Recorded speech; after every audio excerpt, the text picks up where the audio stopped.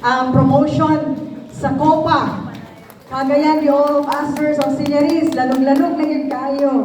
So, ingon siya, hangyo ang president ato nang on air karon dayon aron madasig pa ang mga miyembro no sa ato ang mga churches. So, okay na ba sa mga pastor? Okay na siya. Okay, so ayaw kalimot mga igsoon, mga pastors, May 17, that is Sunday, third Sunday, naman tayo mga services, so probably, ideally, no, kay gubot yun kayo na siya, gubot in a sense na productive na pagkagubot. Kaya nagay kayo mga tuana, so ideally, sa hapon na lang siguro ta, mas maayo. Kay aron nga kita po'y magubot-gubot dito. No?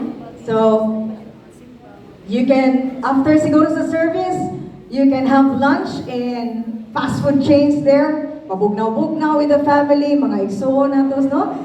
Gigan sa mga churches, and then after that, mag-donate na dito of dugo. And of course, we will be guided. I will be guiding you accordingly as the whole organization, and we will direct you immediately to the process. So, doon na yung mga process po, Bishop Bong, no? Later.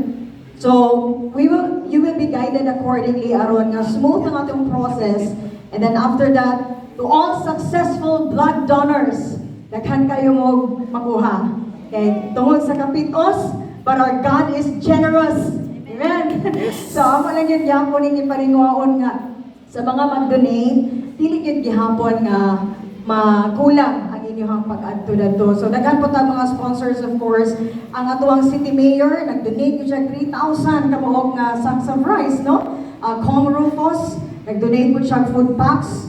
And Kapitan Kika mo, it's a family. Family sila. So, ilahan yun yung kaugalingon nga kuan kining support sa maong bloodletting. So, we hope to see you all, mga pastors and auxiliaries. I hope you can support and invite your members really in this once-a-year event, and hopefully this will be the start of our connection to other people na ato ma-evangelize for the gospel of Jesus. Nga mo-rise yun ang mga anak sa Ginoo. Pinaagi sa channel of the media nga iyahang gigamit din sa dakbayan nato. Daghang salamat sa inyong tanan. God bless. Bishop Bong.